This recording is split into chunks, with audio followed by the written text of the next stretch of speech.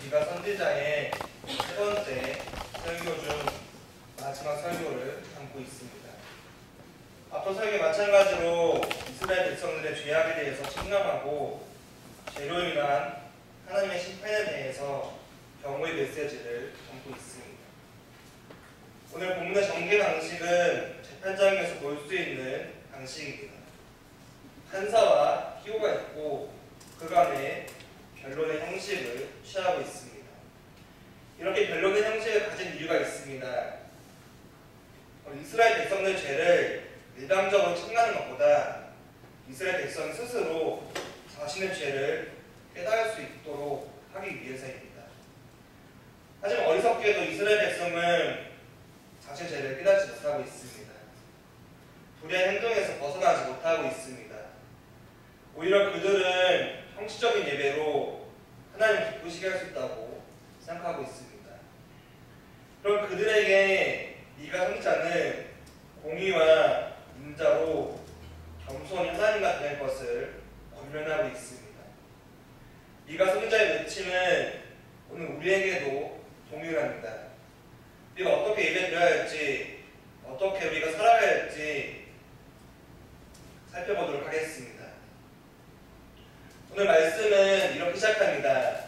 너희는 여호와의 말씀을 들을지어다. 이 말씀은 이스라엘 백성이 반드시 들어야 할 말씀이기에 여호와의 말씀을 들을지어다 라고 강조하고 있습니다.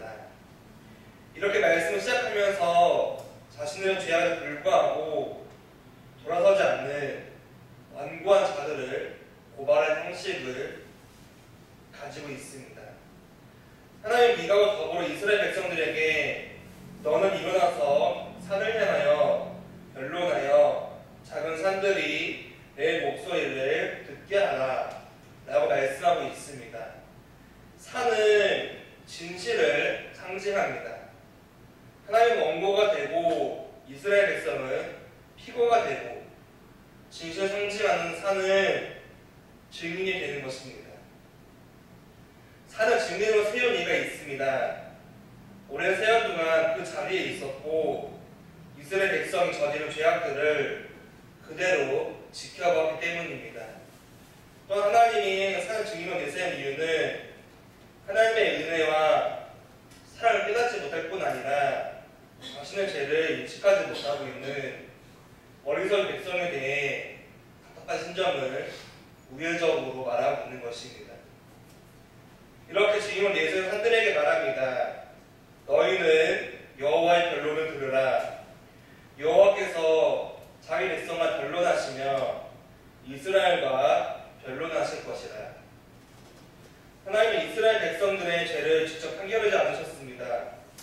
이 변론의 과정을 통해서 이스라엘 불신앙이 얼마나 큰지를 밝혀내고 한편으로는 하나님의 사랑이, 하나님의 은혜가 얼마나 큰지 나타내시고자 한 것입니다. 이러한 두 마음이 있어 하나님은 3절에서 보면 이스라엘 백성을 내 백성아 라고 부르고 있습니다. 죄를 지었지만 스스로 죄를 깨닫지 못했지만 하나님 이스라엘을 향해서 내 백성아 라고 부르시고 있는 것입니다. 백성 자체는 사랑하시기 때문입니다. 긍휼히 여기시고 계시는 것을 볼 수 있습니다. 하나님 이스라엘 백성이 무엇을 잘못했는지 지적하고 있습니다. 지적과 더불어 이스라엘 백성을 사랑하십니다.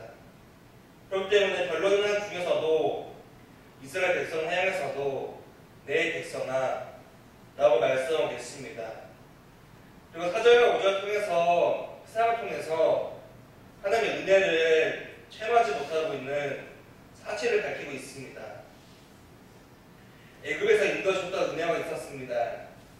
모압 왕이 꾀한 것, 부월의 아들 발람이 그들에게 대답한 것, 시딤에서 길갈까지 이를 기억하라고 4절과 5절에서 예전을 묵상하고 있습니다.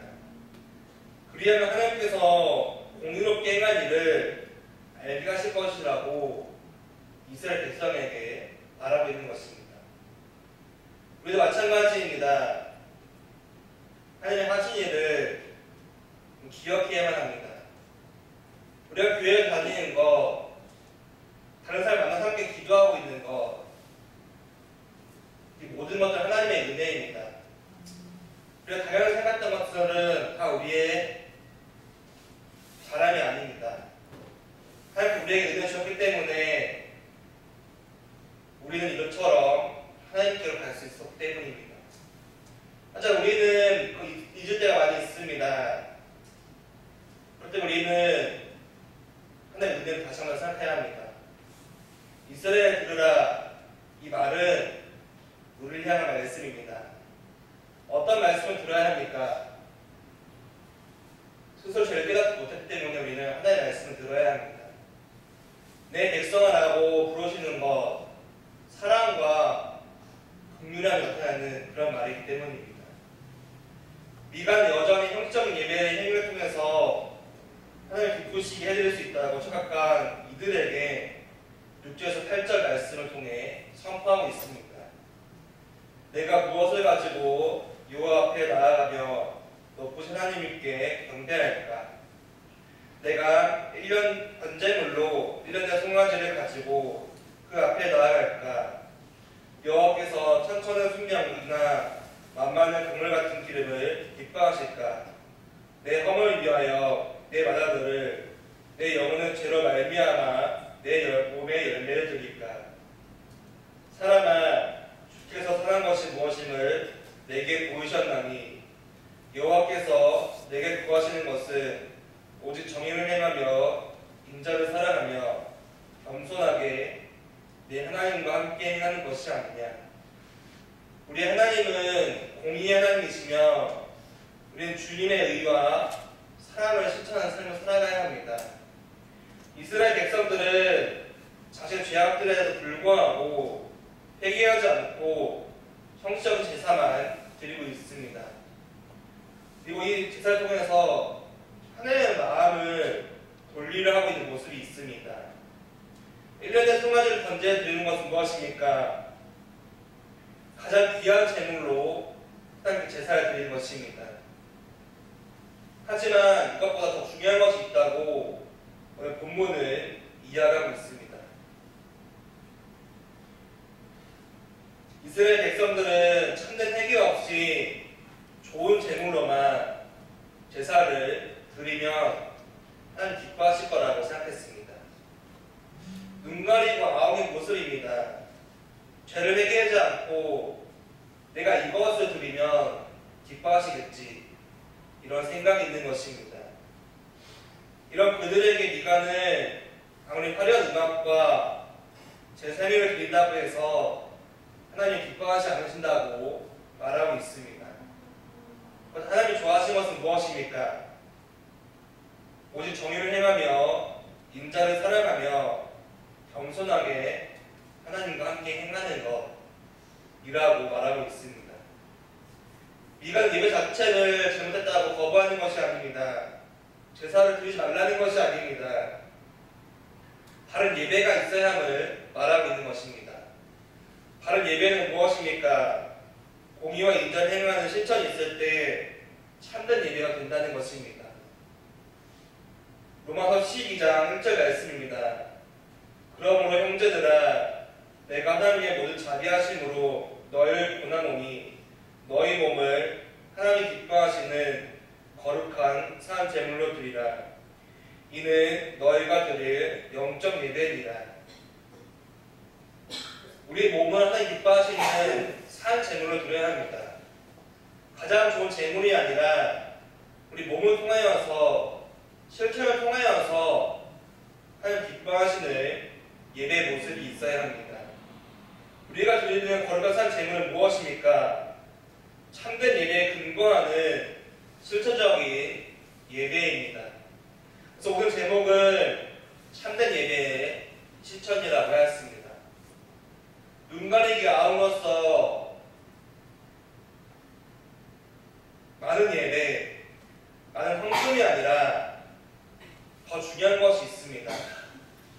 우리가 산 제물이 되는 것입니다. 우리는 실천으로서 믿음을 증명할 수 있습니다. 증명한다는 것은 어떤 사실이 진실인지 아닌지를 밝히는 것을 의미합니다. 미가 선지자가 활동하던 시대는 형식적인 예배 행위를 통해서 그들의 믿음을 증명하려고 했습니다. 미가는 이러한 형식적인 예배는 하나님께 기뻐하시지 않는다고, 받으신 예배가 아니라고 선언합니다.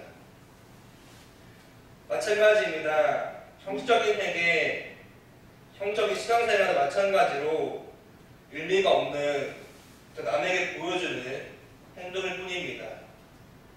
우리는 실천으로 믿음을 증명해야 합니다.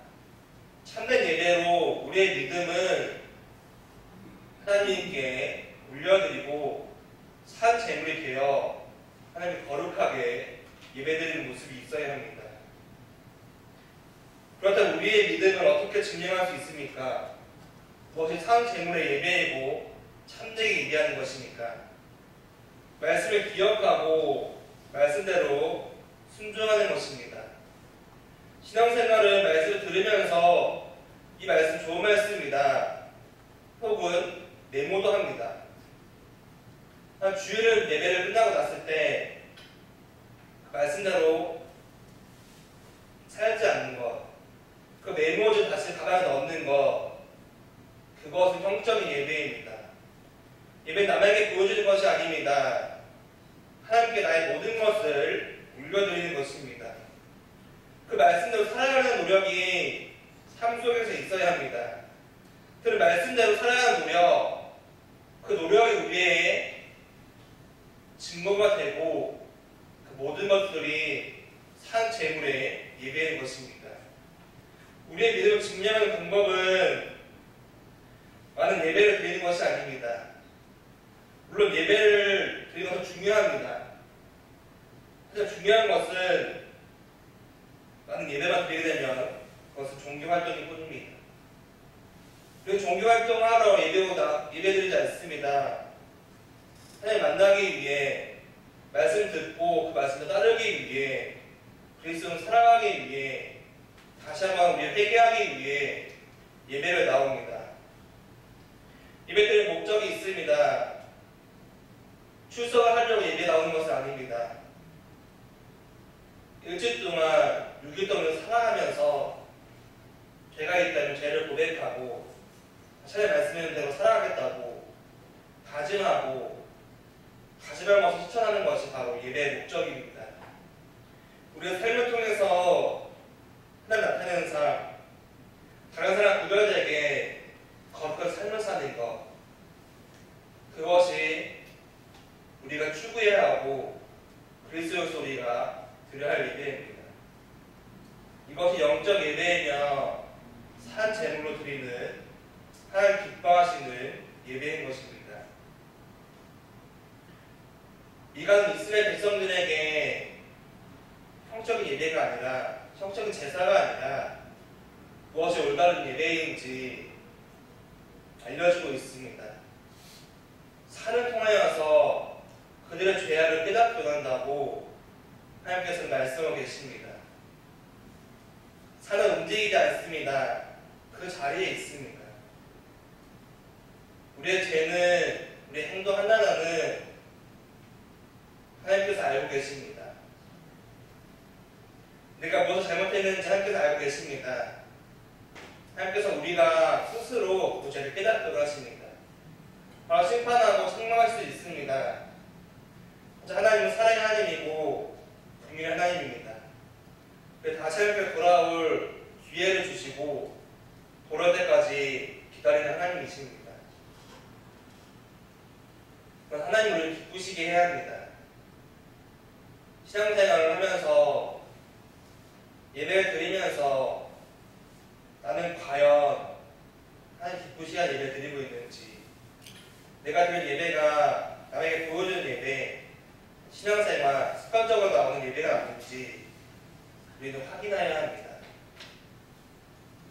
수많은 봉사와 많은 헌금을 드리고 많은 예배를 드리긴 할지라도 하나님 말씀에 순종하는 삶, 하나님과 동행하는 삶, 이런 삶이 없다면, 이런 모습이 없다면 모든 것은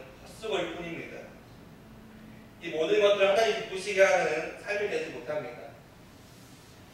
말로써 예배를 잘 드리고 말씀 들었다면 그 말씀대로 실천해야 합니다. 전 중고등부를 지금 담당하고 있습니다. 아이들에게 매번 설교 때 마지막에 하는 말이 있습니다. 이 말씀을 가지고 이것저것 살아가길 바랍니다.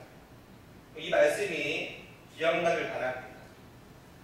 아직까지 기억나지 않는 모습을 보이긴 하지만 이 아이들이 스스로 깨닫기를 원한다고 저는 기도하고 있습니다.